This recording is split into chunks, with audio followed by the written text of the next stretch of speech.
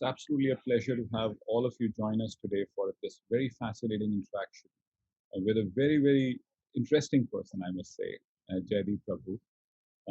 And he's actually part of our Thinkers Dialog, and I think this is our 21st episode of Thinkers Dialog. And Jaideep has been kind enough to accept our invitation. So thanks a lot, Jaideep, for being part of this. In fact, Jaideep and I possibly go back for at least a decade. And I think it was the first time we met was with Navi when he was doing his book on Jugaad Innovation. Of course, we've had many discussions on the word called Jugaad, positive, negative, and whatever. But then I think it was one of the most fascinating books that I read at that point in time because it was something wherein you were looking at the idea of how frugal innovation can do things. And then, of course, there were next set of book that you wrote on frugal innovation. And I think they've just been one of the finest set of books that we've actually seen.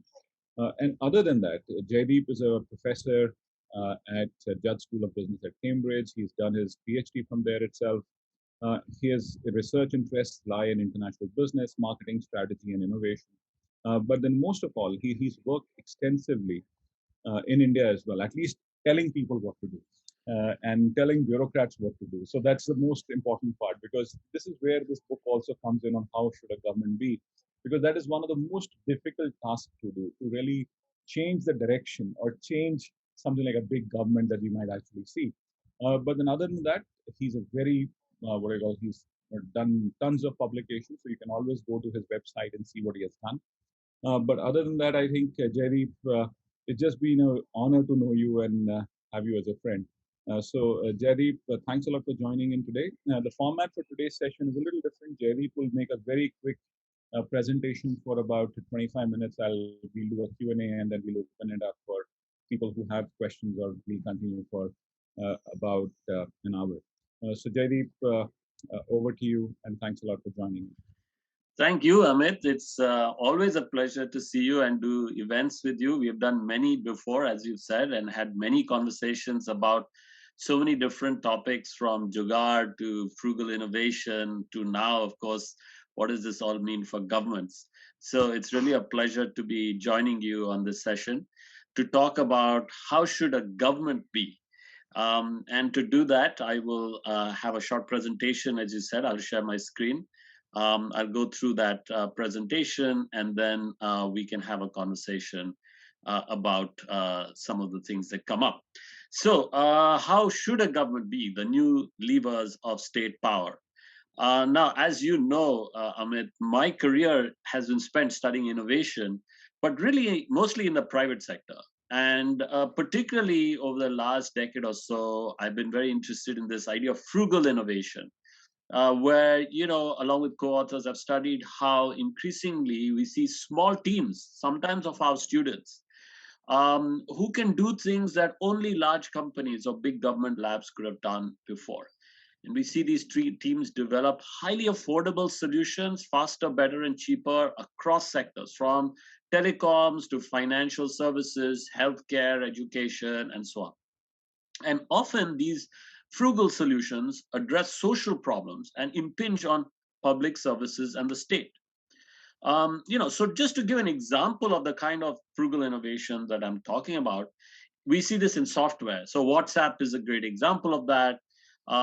Built by 4 people in less than a year with a relatively small amount of seed funding. And then they generated such huge value for hundreds of millions of people who use the app.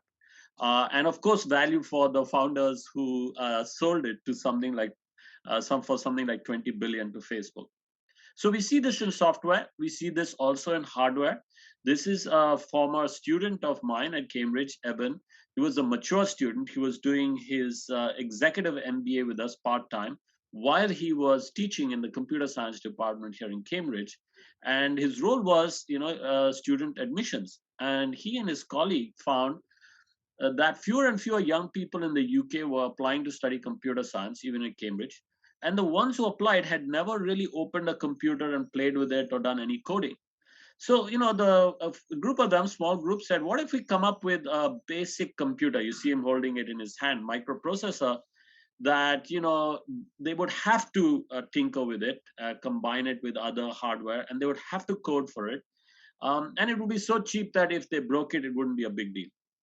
So they came up with this Raspberry Pi. Initial one was about $30. They now have a $5 version. And they thought they would sell a few thousand units. They've sold hundreds of, now not hundreds of thousands, millions of these now, not only to kids, but to their parents, even their dads, who are using these devices along with other devices to make Internet of Things frugal solutions, hardware solutions. So we see this in software and hardware. We see this phenomenon in emerging markets like Kenya, where Vodafone introduced this service M-Pesa in 2007 to enable a lady like this from a village in Kenya to use her basic Nokia phone to call her son, who's working in Nairobi, earning a regular income, not only to speak to him, but to ask him to send money home in an emergency, which he could text to her from his mobile. She could accept it on her mobile and then cash it in the corner shop in the village, which was an M-Pesa agent. And of course, you see equivalents like this in many other countries. This is financial inclusion done frugally, taking what is already there, people already having cell phones, using texting, having corner shops in their village. So you see this in emerging markets, but you see this phenomenon also in developed markets. So this is a spin-out company from University of California at Berkeley called CellScope, and they make a host of these medical devices that basically leverage the computing power of your smartphone and its connectivity to enable telemedicine. And these devices are a fraction of the cost of the standalone devices. So this is an otoscope that a mother can use to take very high resolution pictures of the inner ear of her daughter when she has an infection and send it to a consultant somewhere else. And as I said, these devices are extremely affordable and they enable telemedicine, and they have all kinds of other devices. So, my co-authors and I, we spent over a decade studying this phenomenon, as I said, mainly in the private sector. We wrote a book in 2012 that you alluded to called Jugaad Innovation, which was very much about this phenomenon in emerging markets like India and what Western companies going to these countries could learn from their counterparts. After this book came out, we wrote a follow-up book, as you said, called Frugal Innovation, which was about the same phenomenon, but in the West. And in this book, we looked at how large Western companies were adopting these approaches. And, over the years, I have spoken about these books to many different audiences. And wherever I have gone, invariably, there has been someone in the audience who has said to me, so what does all this mean for governments? And so I kept thinking about it, and people would give me examples of such innovations in government. And I realized that there were two aspects to this question. What does this mean for governments? First, there was the question of what it means for governments within the government, in how the government does its work, how the government delivers for its citizens. So governments could do their innovation in their services faster, better, cheaper. But then there's another aspect to this question, which is the role of the government in the economy, how the government should foster and encourage and regulate this kind of frugal innovation in the economy. So, I thought about this question, researched it, and, began to write this. And after 5 years, I have this book as a kind of summary statement of my thinking on the topic. And what I did in researching the book was, first of all, to go back to what people have said about how should a government be. And really, it's a big, long, old debate. For at least 100 years, there's been two polar views on this subject. On the one hand, you have those you can call libertarians. These are people who are generally skeptical about governments. They think that governments are inefficient and ineffective at best, and at worst can be dangerous because if you give them too much power, they have a monopoly over power and they would misuse it. Now, at the other end, you have statists. These are people who are much more optimistic about government's role. They think that governments are the only force that can actually redress some of the vagaries and injustices of nature or the market. And like all polar debates, each side obviously has an element of truth. I mean, of course, governments can be inefficient and ineffective, but equally, there are many things that perhaps only the government can or should do. And so the question I ask is, given that the government has a role, in most countries, it has an important role, and that list of roles is expanding, how can governments be effective and efficient? How can we ensure that they are that? And of course, without trampling on our freedoms, the privacy of our data and the security of our data and things like that. And how can they do this not only in stable times, but also in crises like now? And I try to explore this question, that can governments do this and how can they do this empirically by looking at case studies from around the world. And I start with India, a country that I know fairly well. And I start with a project that all of you are very familiar with in India, the Aadhaar. And I look at how Nanda Nilekani came into the government to lead this project, and how there was a very simple idea to give everyone a unique ID linked to their biometrics and a few demographics, and how in a relatively short time, probably around 5 years or so, almost every Indian got a unique ID, and this was done at about a cost of $1 per ID. So that shows that governments, even countries like India, can do things which are ambitious, efficiently, and effectively. And on the point of the effectiveness, there are estimates that in the very first year that the government linked Aadhaar to various benefits, like subsidized cooking gas, things like that, they were able to save more money than the whole program cost in a single year that they introduced it in 2014, 2015, by eliminating fraud in the system. So I argue in the book that if you look at a project like Aadhaar, it shows that governments can be effective and efficient. But of course, there have been issues with projects like Aadhaar. The moment you start collecting data on people, there are issues around privacy, the security of the data. And of course, that's when in a country like India, civil society steps in, the press steps in, they do investigative journalism, you have, activists getting involved. And then eventually we saw in India's case, the Supreme Court got involved and they had to rule on what was the legitimate constitutional use of Aadhaar and what was not. So, it's important. These things can be done, but, you need oversight as well. I then turn to another very large emerging market, our neighbor, China, and look at a project that was initiated in China the last decade, their social credit system, which is a national program that tracks the economic and social reputation of citizens and businesses. And the idea is very ambitious. It's to give all Chinese citizens and businesses a credit rating based on both their economic and social behavior. Now, we see some of these kinds of things in most countries. Like in the West, you have credit scores, right? So based on your financial behavior, economic behavior, you would get a credit score, and that's used by banks to give you loans and so on. In China, they're going further, and they're also looking at your social behavior, both personal as well as community.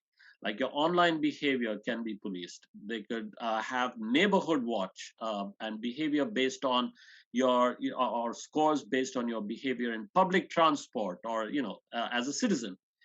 And then these ratings that you get have real consequences for you. So you could, if you had a good rating, get access to loans which are interest free, all that kind of stuff. You could thrive. But if you have a bad rating, then you could suffer real consequences, including limits to your freedom of movement and things like that. Now, interestingly, we can see that this can become quite intrusive and quite controlling. So far, Chinese citizens seem to think that this is mostly for their benefit. It'll discourage bad behavior, it'll punish bad businesses. A survey found that 80% of people who responded had joined some kind of commercial social credit system. But many were not aware that this is also part of a government system. So it could be partly ignorance. But in general, so far, people have approved of this in China. But we can see how something like this, if linked to things like facial recognition, which is on a massive scale in a country like China, could be used by governments against minority groups. And, there are serious concerns here around individual freedoms and rights. So in many ways, I say that, we can see now around the world in countries like India and China, not, necessarily the most advanced countries, But very large, complex countries, governments are able to do impressive things in terms of innovation, often using digital. But there are, possible issues around how that's being managed and run. And in some ways, now in the pandemic, if we look at the global situation, we face a situation that's a bit like how the world was in the 1930s. Not exactly, but in the 1930s too, the world was suffering from the consequences of Great Depression, just like we are suffering consequences of financial crash. And of course there were different state systems. There was in the Soviet Union a communist system, there was Nazi Germany, and then there was the New Deal in the US. And in that context, Keynes observed that the authoritarian state systems of today seem to solve the problem of unemployment at the expense of efficiency and freedom.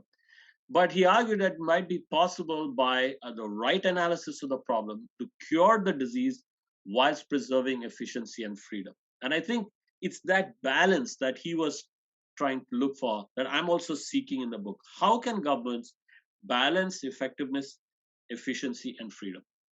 And I argue that today governments really have many new levers, just like companies, like the digital giants have shown us. Governments have those tools as well. They have access to new technologies, often digital technologies. They have access to new forms of organization, and they can use this to do things faster, better, cheaper, to be incredibly efficient and effective if they want to. But then, how do we ensure they also help us preserve our freedoms, the privacy of our data, security of the data? So I argue that if governments have to manage that balance, they have to adopt five principles. They have to be responsive to citizens, placing them at the heart of what they do. They have to be inclusive, balancing the competing needs of different groups of citizens.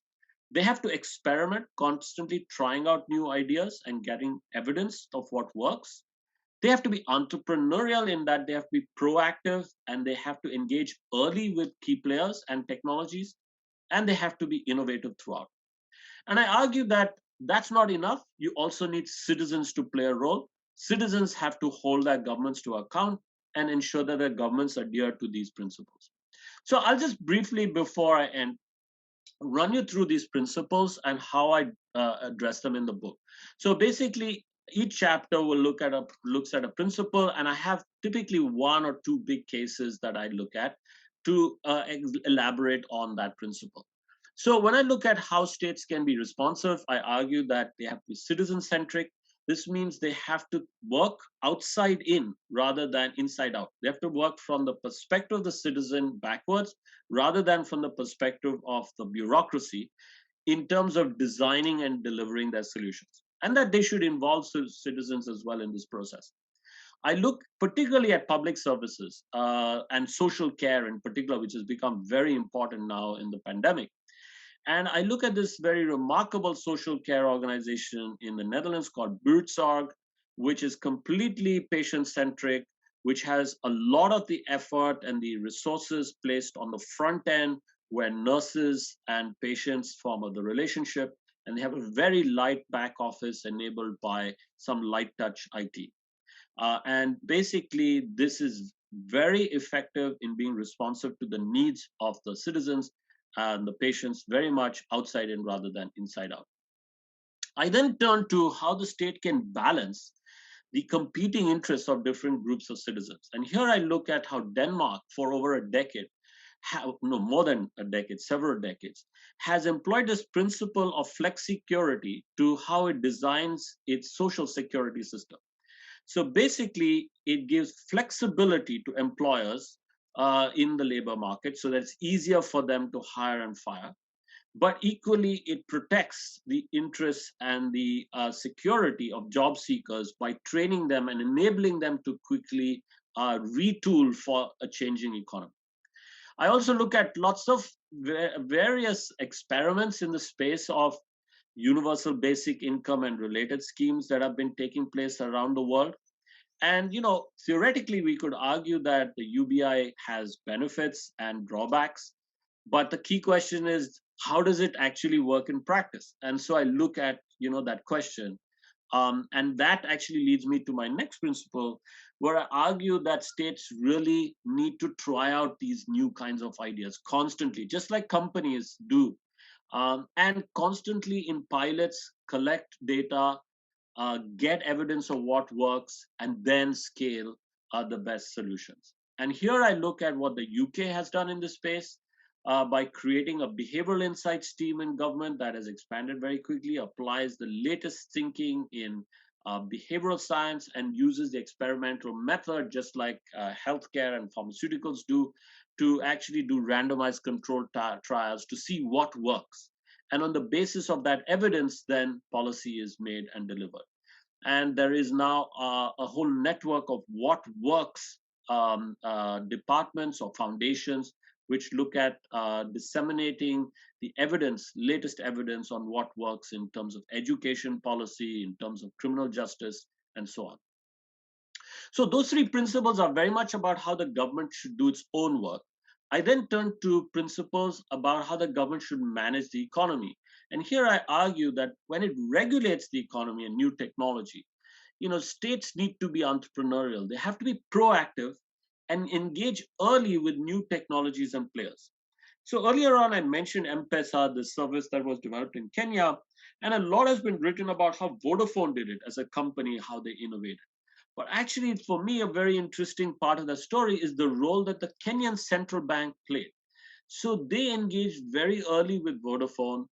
They identified some of the issues that they were concerned about to protect the safety of citizens, like, for instance, how robust was the system, how compliant would it be with international money laundering standards, and so on. And then they got independent consultants to evaluate it. And very quickly, then, after doing the due diligence, they gave Vodafone the go ahead.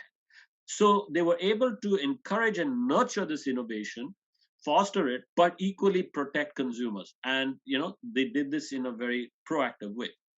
I also turn to autonomous vehicles, which are now a very big deal in many countries. And countries, in fact, are competing with each other to attract investment in this space and to encourage many different players to come together to make this industry happen. So here I look at how different American states are competing with each other in terms of their regulatory policy, and also how the UK has created a very light touch regulatory regime for testing. So there are very clear but simple rules of how you might go about testing your vehicles, your autonomous vehicles, on normal roads, both city roads as well as highways. So that kind of creating that regulatory framework early to encourage people to come in and test is a very important way, I think, of encouraging new sectors in the economy while protecting citizens. And it's not just about regulation, it's a bigger question of cultivating these new sectors and new technologies. So this is what we might call industrial strategy. And again, I look at autonomous vehicles, and I show how in the UK, for instance, they created a center for connected and autonomous vehicles that not only ensures the regulation attracts players to try and test, but they also have created certain challenges like competitions with a small amount of seed money to encourage different players to come together to collaborate in experimentation to move the envelope in this space. So, this has encouraged collaborations between large and small car companies, software companies, telecoms companies, insurance companies, cities, and universities. And many very interesting experiments are happening. And the idea is that when these various companies get information and evidence, they will be able to move forward with this new technology. We see something similar happening in the US in particular, but also in Europe in the space race. And in the US, for instance, NASA is very cleverly leveraging private players in the space in order to achieve its own objectives faster, better, cheaper. So we see NASA working not only with Boeing and all those old companies, but also with the likes of Blue Origin and SpaceX to achieve its objectives of going to the moon and Mars. In this chapter, I also look at cities like Barcelona and how they've been working with maker communities and maker spaces like the Fab Labs and so on to encourage people in cities to come up with new types of Internet of Things solutions, which have the obvious advantage of tapping into the creativity of people in cities, but also perhaps creating an ecosystem around a new type of manufacturing, which is much more sustainable in micro factories and so on. And my basic argument in this chapter is that states have to play a very delicate, important but delicate role when they are cultivating the economy. They have to sort of coordinate the activities of others, and they have to resist the temptation of trying to do everything themselves. This is a temptation that I think the Indian government often falls into, of trying to control and run everything themselves. Instead, I argue that states should steer but not row. They should orchestrate the activities of others but not try and do the work themselves. And then in my final chapter, I look at how states can create a culture of innovation throughout the government, how they can encourage people within government to try out new ideas. I look at this at the level of the city. I look at it in Boston. I look at how Canada has done this at different levels, from city to the state to the federal level, and how when you get from the city to the federal level, it becomes harder to create this kind of culture of innovation. And then finally, look at Bangladesh, our neighbor, which has done very interesting things in this space through a UNDP-led program that was initially about digitalized government, but then became more about a culture of innovation in government. So they first looked at quick wins where every government department could do one thing, small thing using digital that could make a big difference. Then they went on to do serious training for civil servants at different levels, all the way down to the grassroots, where they would have them actually attend, go to get a government service, stand in line like a normal citizen, and observe what the process was. They would do it for some other department, then they would do it for their own department, and then they would realize just how difficult it was sometimes for ordinary citizens to get access to services. And based on that insight, then they would go through a process of trying to simplify the service and see what steps could be removed and what could be done digitally. And for all these processes, they have a metric they've created, which they call TCV, which stands for time to the citizen to access the service, the cost to the citizen of accessing the service, and the number of visits that the citizen has to make. And so they use this metric to benchmark all their government services and to improve them over time. So those are the principles for government. And in my final chapter, I then reflect on the role of citizens. So if governments have to be all these things, what do citizens have to be? Well, first of all, they have to be engaged and informed. That's more or less obvious. They have to know how to choose good leaders and not only hold leaders and governments to account at the time of elections, but also between elections. They can, of course, put pressure on governments through citizens' movements, activism, and so on. But I argue that probably the best way to change a government is to go and work within the government, for the government or with the government, and change it in that way. So that is my book in a nutshell, Amit, and I will stop sharing now and hand it back to you for a discussion. Amit, I think you're on mute. Yeah. No, thanks, Eddie. This is just fascinating, but I have tons of questions that come to my mind. I'll go in the serial order in which you have actually talked about it. The most startling thing that you did say at the beginning of your talk was about the idea of statists and libertarians. And this has been a debate for ages, and it is a debate which is happening now as well. What you might actually say as populists and authoritarians or whatever, that's a very similar kind of debate that is happening. And I do concede as to what you say that uh, there is not one single party who's right. Like both of them have their own points of view. But where do you think? How do we really bring this thinking together? Because if you go on to the extreme libertarian view, things are really laissez-faire is not going to work. There are always going to be issues. And a hard fact of the government or the hard hand of the government or the heavy hand of the government will also not work. So how do we really find that delicate balance? Where does it stand? Yeah, I mean, that's a great question. And, that's the billion, trillion dollar question at the moment when our politics seems so polarized. It's not just in one country. We see this polarization globally. and it's in some cases it's so heated that there is no possible apparently rational discourse. We just seem to have people sort of talking at each other or past each other, and we have gone into tribes. And so in a way, I'm trying to sort of get us away from that kind of heated uh, uh, purely political kind of discourse, and saying, look, there are practical things we need to get done, right? That whether you are on the left or on the right, you're going to agree. Like in a pandemic, there are certain things that you just everybody agrees. Most people, of course, at the far right and far left, there will be people we will never be able to convince. If you are just incapable of seeing the role of government, then it's hard to convince you. And if you think that the markets are always evil and companies are always evil and only the state can, it's very hard to talk to people like that.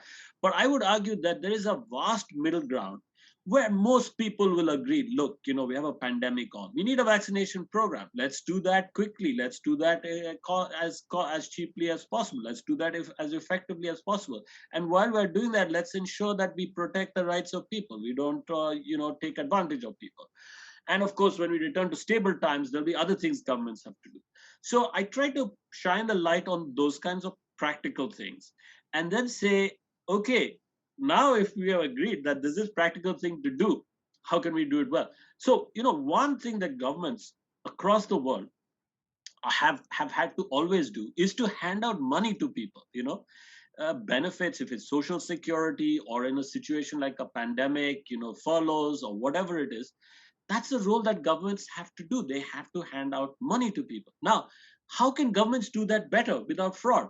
This is where India has developed an interesting system. In some ways, it's ahead of many systems, even in the West. Now, in the US, for instance, during the pandemic, huge amounts of money were being handed out, but governments were having to cut checks, which is a very slow process and open to fraud. In India, thanks to things like the Aadhaar and so on, these things can, and of course linked to the unified payments interface, and we have a whole fintech now ecosystem, the so-called India stack, where lots of these things are digitized and can be done through devices. So it's that kind of thing. An example is Italy, where Italy has changed governments, and they've had left-wing and right-wing populists, often in actually in coalition with each other. They had this platform of universal basic income, again handing out payments, and basically the government changed, but they continued with the policy, and the people who are running that particular service made this point, and I quote them in the book, that regardless of your ideology, you will agree that if you're doing something, you want to do it effectively. So if you're going to give people money, how can we do that in an effective way so that they get their money on time, but equally you don't have fraud in the system? So I try to sort of deflect that heated debate by looking at these practical things. That's probably the most appropriate way of doing it. That we have to find the middle ground and find the appropriate ways of doing it. And you yourself said that there has to be the right metric of how do we measure the impact, and that's going to be very, very critical. But just moving ahead, you made a very important point here on rights of citizens. And you did talk about the China example in terms of like how they're really trying to look at what I call measuring social behavior and social conduct and economic conduct and all that stuff. Uh, do you think it's a very dangerous precedence? Do you think countries across the world can actually follow it? Because the biggest worry for the world on using technologies and databases is that the rights of citizens can actually get severely manipulated. Yeah, so I mean that's one of the things that I really think quite a lot about, not only in the book but almost on a daily basis, because actually starting with my interest in innovation in the private sector, this whole notion of frugal innovation. So my co-author and co-authors and I, we've kind of celebrated this idea of frugal innovation. We've largely focused on the positives, but there are some pretty scary downsides. We know the power of big tech, right? If we think about the power of the digital giants, it's unimaginable how much wealth they have created for a relatively small number of people, and how much control those very wealthy founders have. if you and their power and wealth is increased during a time of crisis like the pandemic, because they're in a very important sector, digital. So you think about Amazon, you think about Google, you think about Facebook. They have immense power, and sometimes greater than the power of even large governments. So when there was this problem around Cambridge Analytica, you may remember there was this scandal about the use of people's data from Facebook, or the misuse of this data to send targeted ads to people to influence their voting during, say, the Brexit referendum or the presidential elections in the US. The UK government summoned Mark Zuckerberg, and he just said, "No, I will not come. Why should I come?" And he did not show up before the UK Parliament. He showed up before the US Senate. Maybe he felt that that was too much to take on. But even there, it was a pretty ineffective interrogation that he got. And Facebook has really not done a whole lot to change its basic business model, because it's not in its interest to do that. And probably will only change if there is serious antitrust action taken against it. And that is also tricky to do, as I explored in the book. So if you see the power that companies have been able to accumulate on the back of digital innovation, then you can imagine how much more there is, that governments can do to accumulate power and control over their people. And potentially the role of the justification for a government is that they have a monopoly on the means of violence, right? So this is very worrying. And while we can see the benefits of governments using digital and getting data on their citizens, we can also see the downside. So the question is, how do we then, what are the institutions we put in place? What are the rules we put in place? What are the governance mechanisms we put in place to protect citizens and their rights? How do we keep that data in public ownership, so to speak, where it can be constitutionally governed? It can be governed by the executive or the legislature or the judiciary. And people like Nandan Nilekani have argued that really, on balance, it's better to have that kind of data in public ownership rather than private ownership. So his argument for having a national ID like Aadhaar and keeping that data was that it's better, somebody is going to do that. It would probably have been a private sector company, a telecoms company, or Facebook that would have basically been the effective ID for people, and then they would have had the data. And that data may not even have been in your country, right? It would not have been, it may not even have been stored in India. So it's far better that that is owned by the government, so to speak. It's in the public domain, and it's subject to all the constitutional checks and balances. So, I'm kind of persuaded that there is some merit to that argument. Well, it certainly does make sense, but then we are having this very interesting debate across the world as well, basis what you're saying, that how this data, during the times of the pandemic, the governments have actually instilled or installed a lot of controls and things, and the data is getting collected. And probably the movement towards withdrawing those controls is possibly not happening in many countries. So is it also true that governments, once they what do you call taste the blood, they will not let it go? So because to your point, it is important that it should be in public domain. Like, it could be a controlled system, no access or whatever. But once governments taste this, do you think they will let go? That's a big question, and this is why I don't easily dismiss libertarian arguments about the negative powers of the state, and trying to minimize as far as possible the role of the state. So that is a very persuasive argument, to keep states as far as possible light, and the role of the state as minimal as possible. One is an efficiency argument, that states could then just be wasteful and spend public money, because there's no competitive pressure on them. But I think an even more persuasive argument is the one you just made, that once they have tasted control and power, it's very hard for them to relinquish it. It's true of companies, but it's even more true of governments. And I think, having grown up in India, having had a lot of dealings, or at least, from arm's length, not directly with the Indian government, that's very true in India.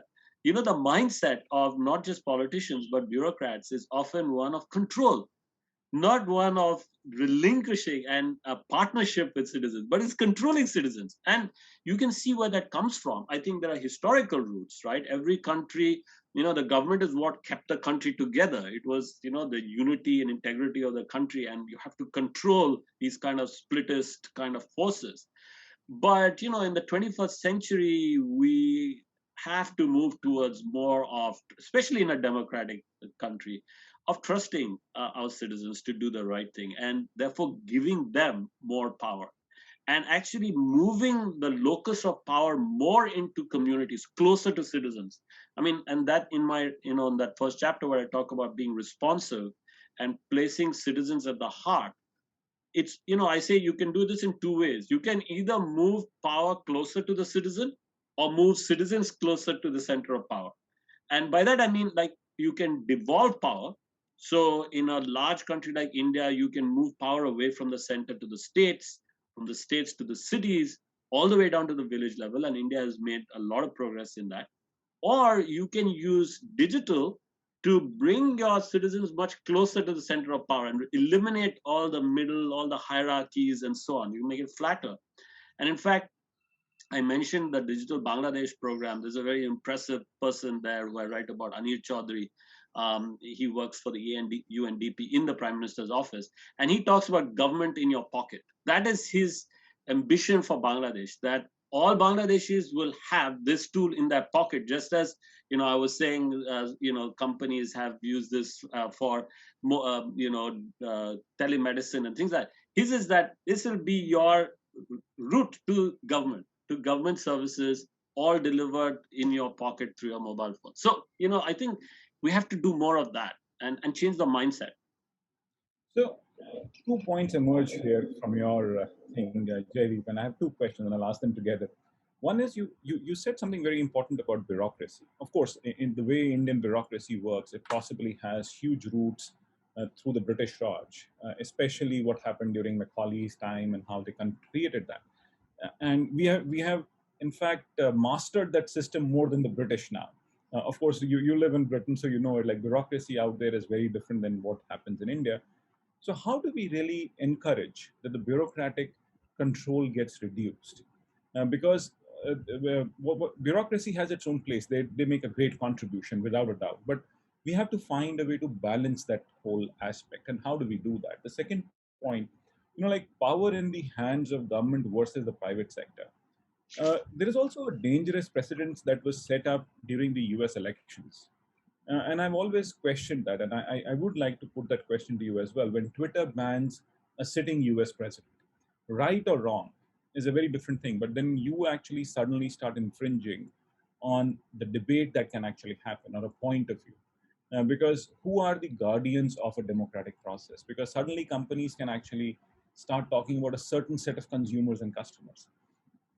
Yeah, so both great questions, Amit, and I do try and address them in various parts of the book. So the first one about bureaucrats and the mindset, this mindset of control rather than, wanting to row, as I put it, rather than steer.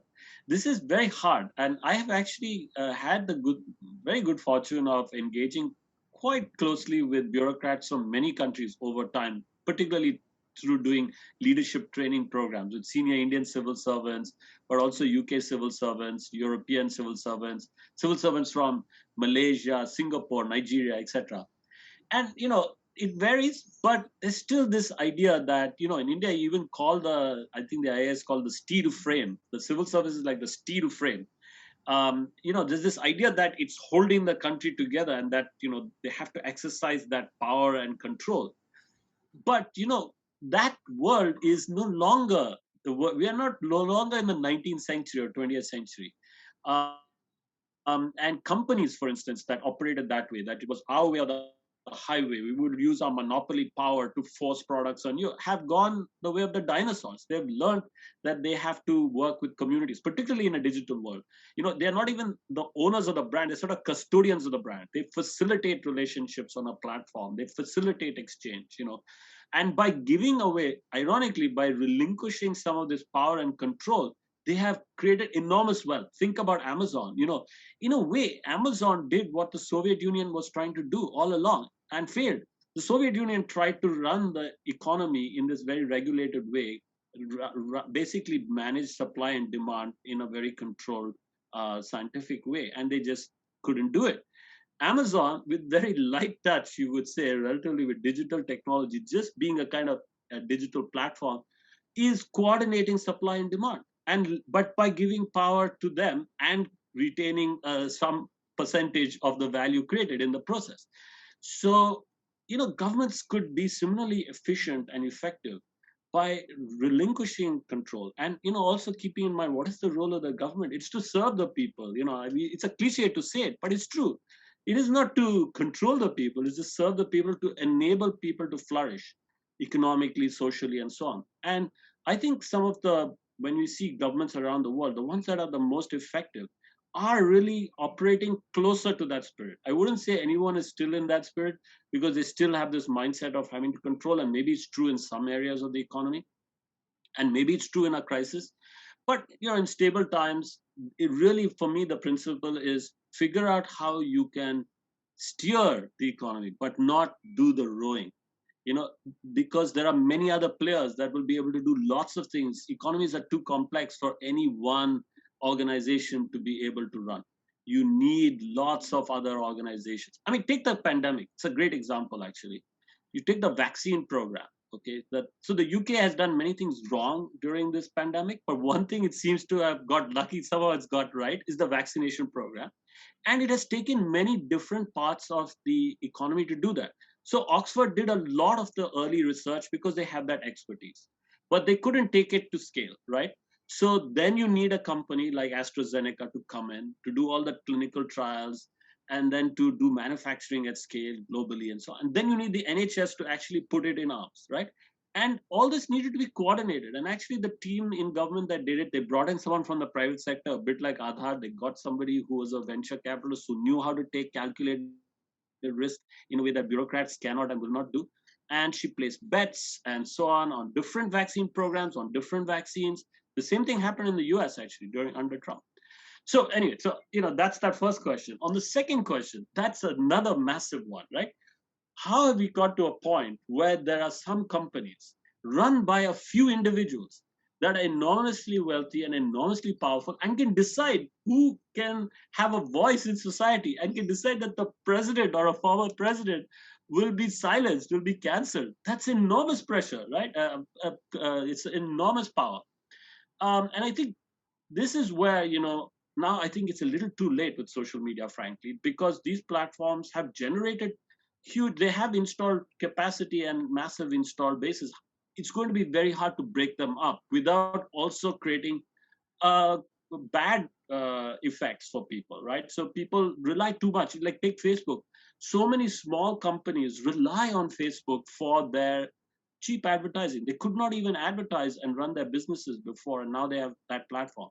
So, there's a lot of good being done by these social media platforms, but they also have the power to misuse, the influence they have. So I think maybe a bit late to do that, although the US Department of Justice and the FTC are both getting into looking at these digital giants now. But I think going forward, we are going to have so many new technologies, really disruptive technologies, from AI to autonomous vehicles. I mean, the list goes on in the bioscience space, that it's going to be very important for states to get in early, to be able to figure out, what are the issues, along with the private sector and the government sector. Just like, as I said, with autonomous vehicles, the government is doing that in the UK and many American states. They're going in there early, they're working, they're coordinating the activities of many different players, and they're letting them do trials, they're collecting the data, and they're getting a sense of what works or what doesn't work, what needs to be regulated. They're understanding things like, what will it do to employment patterns. So if autonomous vehicles take off, one of the negative consequences could be that a lot of people lose a job. People who are taxi drivers or truck drivers, what do we do about them? What are the new jobs that might be created? How can we retrain people? You want to do that early before the negative consequences are too much to deal with. So I think your second question requires a real shift and a stepping up of governments. They really need to step up on understanding new technologies and regulating in a smart way early rather than doing this too late. Makes sense. And Jaideep, we have some very fascinating questions coming from the audience, but I'll just read one couple of them for you. The one of them, and the question is by Ganesh. He says, like, we have great bureaucrats in India and some mediocre ones, but how do we as citizens ensure they feel empowered to think and act independent of the vagaries of their political masters? How do Yeah. we do that? Because that's an important question, and that's a huge issue as well. That's a huge question, and this is a question that all countries grapple with. So the UK, which like India, has a permanent civil service. So that means that there are people who are in the civil service, regardless of who's running the country, which political party is in power. And the idea there is that gives you some sense of continuity. They are really the custodians, and therefore they should have the space to basically keep the country's interests at heart. But they still have to deliver on the political will because the people who have been elected to do the job are the politicians, not the bureaucrats. And in the US, they have a different system. When somebody is elected, they can bring their own civil servants. That's what the US president will do. They'll bring their own people into positions of power, and that's how they ensure that they get their job done. But there too, the commitment is to the people who have voted for them on that platform. So, I mean, bureaucrats have a really tough job because they have to deliver on the political will, but they have to ensure that that's done in a constitutional way and that it serves the interests of people. So I think it's no simple solution, but what you have to do is you have to get the right people. So you have to have a really good selection process. Then you have to train them, and then you have to motivate them throughout their careers. I think India does a pretty good job on the selection front. I have had, as I said, the good fortune of talking to and training civil servants from India, and they are very high caliber. There's no doubt about that. Now, the question is, what are they high caliber with, though? Often their knowledge is kind of book knowledge, right? Because they've taken exams to get it. Now that's good. You need to know stuff, but you also you need to know about what works. But you also got to know the soft stuff. How to manage people, how to lead people, how to communicate a plan to people and get people on board, how to manage stakeholders, how to do complex project management. A lot of these are soft skills that you can learn on the job, but you can also be trained to get better at. And that's not a one time thing. It's a lifelong thing. So, how civil servants are trained and motivated and constantly update their skills is a big one. I mean, this is something that the private sector is learning and individuals are learning. That now your degree is only maybe worth a couple of years, and you'll have to retool, right? And then you can do this, but not by having to take another degree and go to university for a year. You can take lots of courses. Increasingly now, these are online. So I think that approach of that mindset of constantly improving, constantly learning, and not just hard stuff like what works, but how to get it done. Learning by doing, that kind of stuff. And the Bangladesh example I gave is really interesting. This ongoing training program, not only of the elite civil servants, but all the way down in these soft skills like empathy. Like we can always say, oh, we should have empathy, but you can train this by actually role playing, putting people in the place of the citizens so they take the citizens perspective, and then using like design thinking principles, like working backwards from your understanding of the problem to then redesigning the solution. This is something that companies, and particularly the most successful like digital companies, do routinely. Can we bring that kind of thinking, those kinds of skills into government? I think if we could do that, that could have a transformative effect. Interesting. And then just one more thing, coming up here is that you've talked about the government, you've talked about people, but then what do you think is the role of civil society in the world today? Because that becomes a very important space that we have to really look at. And how do you think they can really fit into the system? Yeah, I think that's a big one. We've seen, of course, the power of companies, especially the digital giants. We talked a lot about that.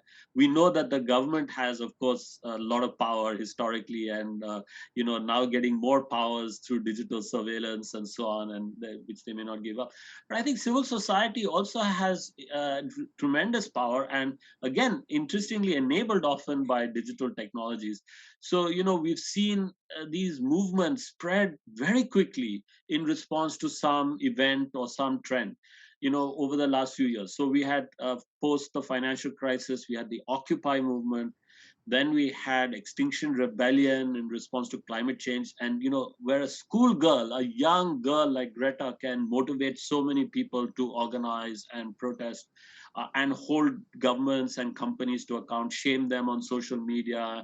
Here our kids were allowed by their schools, the state schools.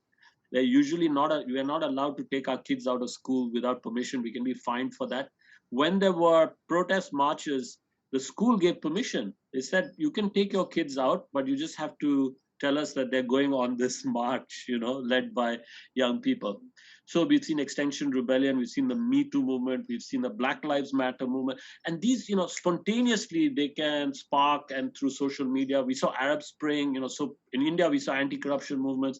So there's tremendous power in these movements, and they can make change. Certainly they can make change. But I think sometimes there's a lot of theater associated with it, and they seem to perhaps ebb and flow. And it's mostly, as I see it, a lot of it is around emotion, and that's important. Yes, there may be anger and frustration, but then the systemic change doesn't necessarily follow. And that's why I argue that probably the most effective way of really getting systemic change is to go and work for the government. And I think it's a very exciting space to be. When I interviewing people who are involved with Aadhaar, including some of my classmates from my undergraduate days at IIT. Many of these guys who had gone to work for Google and IBM and so on volunteered to work for Aadhaar, because it was, first of all, it was just technically so interesting. Such a big project, such a challenging technical project, they would not have had an opportunity to work on. But also because of the purpose, right? What a difference it could make, and the leadership and all these things. So, it can be tremendously exciting. And I see there's a question from one of my classmates, Alok Ramsasaria. So it's great that he's on here as well. He'll know some of these people like Vivek Raghavan, who's the head of biometrics at Aadhaar.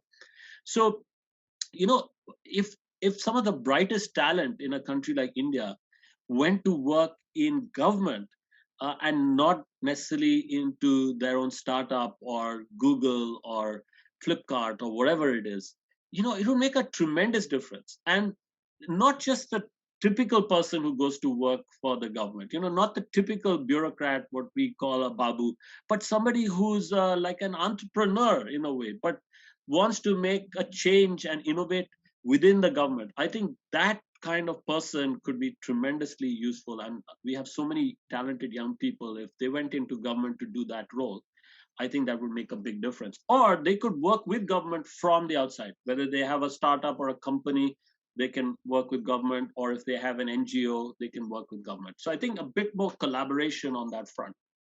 So what you're clearly saying is that this getting people from outside can give a very fresh perspective of how things need to be seen, and we can change. That's how it is. But to your point, when you talk about these movements, like that, there are some very interesting movements that have actually happened in the past. But don't you think that these movements can also take a shape of something like mob justice? Yeah, Because like the social media does bring that danger, and that also brings in a huge issue of how governance needs to happen. How do we need to manage things? yeah, yeah, absolutely. So I got mixed feelings about uh, that kind of activism. I think it's often it's some kind of response is needed when you see injustice and you see corruption or whatever it is that really upsets you. I think there's the emotional outpouring, and you need that. You need a vent, and I think all societies and governments should allow people to protest and so on. But beyond a point, some people could they make a career out of protesting. And it's not necessarily going to be productive. And in some cases, it can be counterproductive. So, the Arab Spring has been a very, ineffective kind of movement. It was so promising at one point, but it seems to have had the opposite effect of actually reinforcing the control of authoritarian leaders because of the chaos that ensued. So even people who supported some of these protest movements, if the protest movement doesn't lead to some kind of positive systemic change and only creates further chaos, then people may prefer to go back to the old way of things. So I think more responsible kind of activism is needed. And I think the most responsible kind of activism is where you do something to change the situation. In India, we have lots of people who have set up startups and social enterprises. Many of the people we wrote about in Jugaad and so on are of that sort.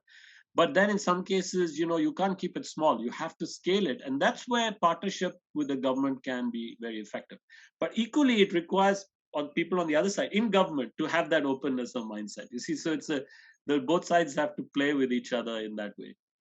I think you're suggesting, Jaideep, like even if we are able to implement partially some of the suggestions, it can make the world so much a better place for citizens, for governance, and so many things. But as all things have to come to an end, I have one final question, but I think I will request everybody to read the book. Sorry, it is not coming on the screen. It's called How Should the Government Be? And I think it's just one of the most interesting, fascinating reads that I actually had in the last few months. So I would suggest that everybody should look at it. But beyond the three books that you've done, Jay, what are three books that you would suggest to people that they should really pick up and read beyond your books, and which have had a huge impact on their life? Oh wow, that's a really great question.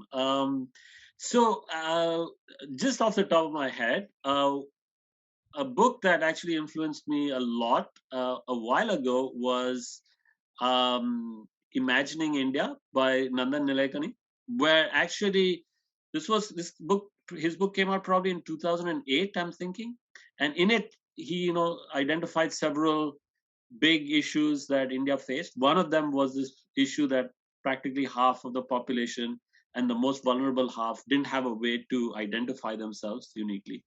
And he proposed the solution of the Aadhaar in that book. And I think that's how he then got invited to do it in government. So that's a very important book for me. And I would mention that. Then there has been a book more recently about surveillance capitalism by Susanna Zuboff, who I think is a professor at Harvard. Very interesting, powerful book about the power of companies' use of digital and data and some of the dangers of that, which we've discussed a bit of. I think that perhaps it probably goes to one extreme in being critical of digital when there are many benefits. And But nevertheless, she raises. Go ahead. yeah, she raises interesting points, but Yeah. she seems to be a very big supporter of Apple as well. Yeah. So, everyone has one has to always read between the lines and so on. But, still interesting points. And then perhaps uh, just a recent book I read, and embarrassingly, I'm forgetting. Okay, I think it's called Homeland Elegies. That's the title. It's not a book about. It's not. It's actually kind of fiction, but it's more like biography. It's by a Pakistani American writer, and I'm even blanking on his name. But the book is called Homeland Elegies, and it's very much about uh, what it's like growing up as someone with mixed identities, someone whose parents were from Pakistan, migrated to the US, and he grew up in the US and then had to deal with these two identities. And very interestingly, it's also about his relationship with his parents, particularly his father, who was an eminent doctor and actually treated Donald Trump before he became president and became a supporter of Donald Trump. So this guy, the son, is like torn between his love for his father and his hatred or his disdain for Donald Trump. And he can't understand how his father or anyone like that, educated person, could vote for Donald Trump. So it's a fascinating book, which in some ways captures some of the things we were talking about in terms of the tribalism of our times, how even in families, people could have very different political views, and then they have difficulty communicating with each other because they're really these views are almost like at a very non-rational level, very deep within us, and we support a particular political camp because of some deep-rooted identity that we have. So anyway, those are some three books that come to mind. No, Jaideep, this has just been such a fascinating interaction. I just love it. We could have gone on for hours on this. This topic is so vast and dear to me, dear to you. So this is just interesting, and I hope we are able to get on to another conversation sometime soon. But thanks a lot for joining in today. It has just been such a pleasure and an honor to have you on Thinkers Dialogue. Thanks, Jaideep. Thanks a lot, Likewise, and be Amit. well. Thank you for inviting me, and thank you for these wonderful questions and conversation. And thank you for everyone who joined. I see some names of people who I recognize. I mentioned Alok. Alok, it's great to see you on this call. And then I think Shalini Ars too. So there's some familiar names. Thank you so much for joining. Really great to have you on this session. Thank you, Jaideep.